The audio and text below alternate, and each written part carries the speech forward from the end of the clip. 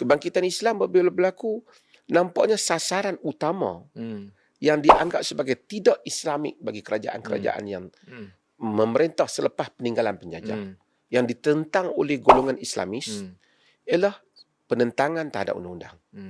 Maka isu perlembagaan kafir, negara tidak Islam, dan mereka fokuskan tidak Islamnya negara itu kerana undang-undangnya negara itu tidak melaksanakan undang-undang hudud secara spesifik. Sehingga kalau nak disuruh berikan definisi negara Islam pun, mereka definisikan negara Islam yang mereka nak bentukkan itu ialah negara yang buat hudud.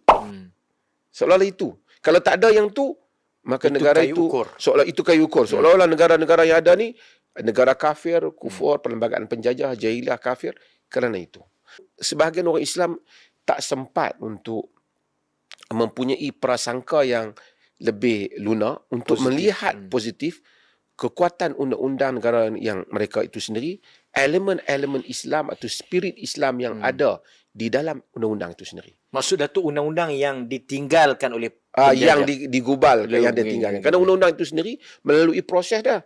Kena parlimen, ada perubahan-perubahan. Tapi hati nurani yang asal itu, walaupun ada campur tangan pakai undang-undang penjajah, ada tangan orang Islam. Kemudian parlimen membabitkan ramai juga orang Islam yang ada latar orang Islam. Bukan saja di Malaysia, negara-negara lain. Maksud Datuk, kalau kita nak bagi cerah untuk konteks Malaysia ni, mahkamah sivil, kita sebut sivil, undang-undang sivil itu maksud Datuk ada ruh syariah tu di situ? Ada ruh syariah di situ.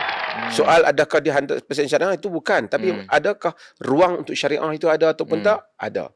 Okay. Undang-undang Islam itu bagi dia adalah hudud. Mahkamah syariah menjalankan undang-undang Islam walaupun tak sepenuhnya. Tidak sepenuhnya. Tidak sepenuhnya, tapi undang-undang Islam antaranya apa? Nikah kahwin. Dia nak cerai, nak hukuman, awak berpisah tak berpisah, hak hadanah, siapa jaga, harta pusaka. Ini semua adalah yang diputuskan di dalam mahkamah itu ialah undang-undang Islam. Hukum Allah. Hukum Allah yang dicermahkan melalui ijtihad fiqh sebagainya, tapi hukum Allah pada terasnya adalah hukum Allah. Dan jadi boleh kita katakan Malaysia melaksanakan hukum Allah. Melaksanakan hukum Allah. Cumanya ada bahagian yang dia tak laksanakan, iaitu beberapa perkara yang membabitkan hudud. Dan bagi hukum kesalahan-kesalahan di dalam syariah bukan semuanya hudud. Ada banyak, bahkan kebanyakannya ta'zir. Suami langgar tak patuh tak bagi nafkah ke isteri, denda suami ke, boleh penjarakan suami ke, boleh. Ini semua ta'zir, dan ta'zir ini ada di dalam syariah. Ta'zir hukum Allah. Ta'zir hukum Allah. Di dalam, maksudnya menghukum orang yang bersalah, yang mana tidak ada peruntukan syariah. Suami umpamanya buat kat isteri.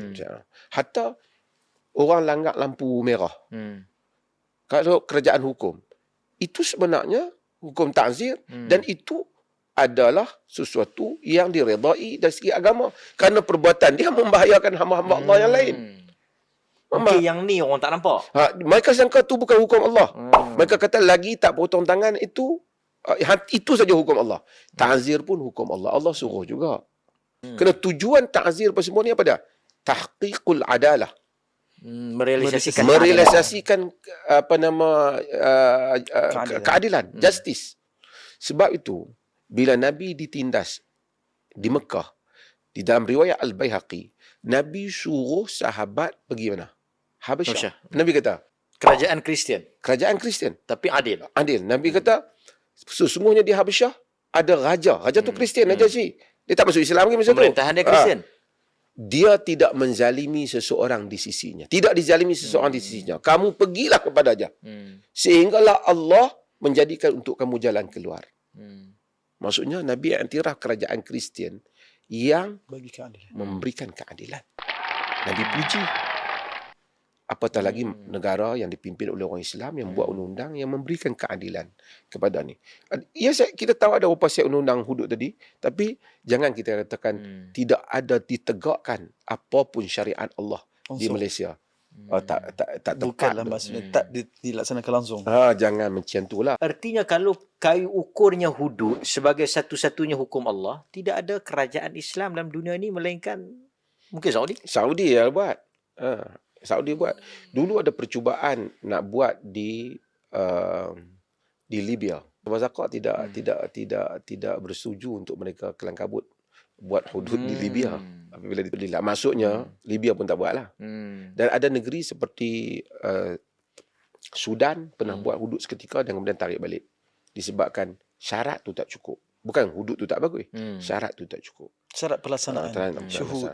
Kalau kita nak tengok, kalau kita nak hukum semua negeri yang tak buat hudud sebagai kerajaan kafir, kita tak ada kerajaan Islam dalam dunia. Kalau nak kata ada kelemahan, kekurangan kerajaan-kerajaan kita ni, itu betul. Kalau kita lihatlah hayat Nabi, berapa orang saja yang potong tangan. Yang lain tu Nabi membahagikan harta, membahagikan kekayaan yang ada di kalangan rakyat. Yang grup Islam masih ada. Dia bila sebut nak buat Islam ni, dia terbayang undang-undang tu lah. Dia tak terbayang tentang tata kelola yang baik, negeri yang bersih. Dia tak terbayangkan khidmat kesihatan yang baik untuk rakyat, pendidikan yang bagus, membangunkan masyarakat Muslim, membangunkan akhlak.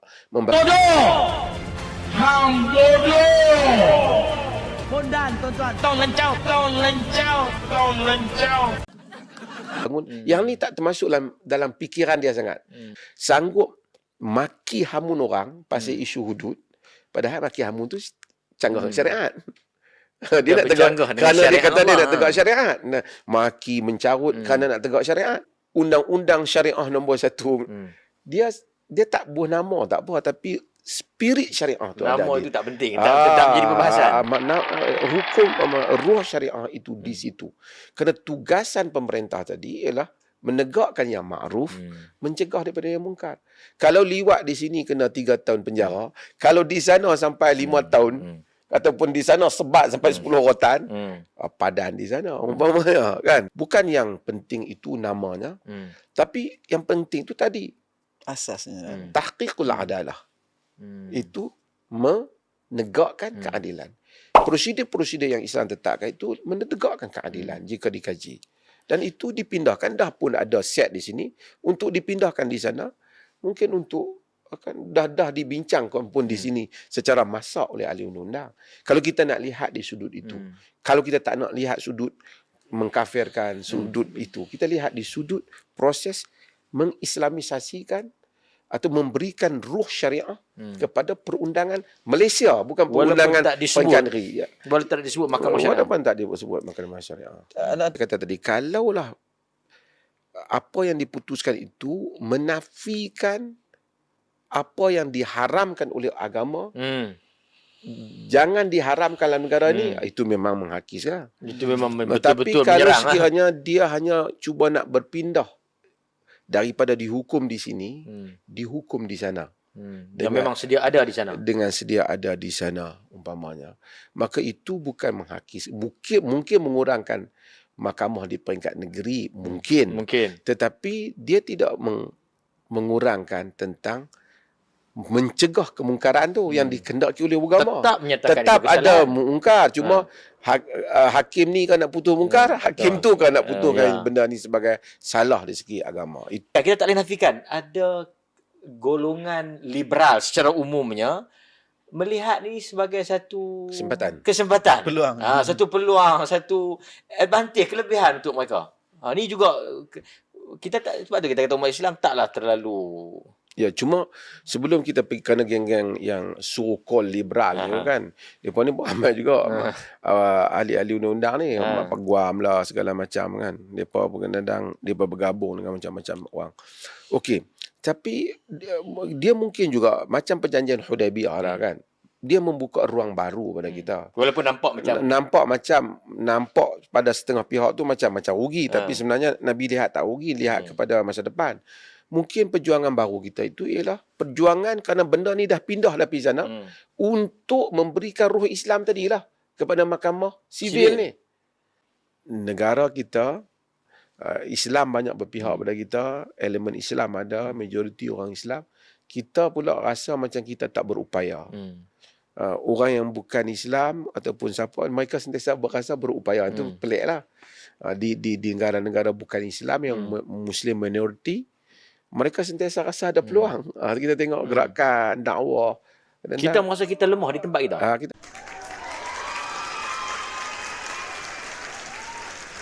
记得点赞关注哦。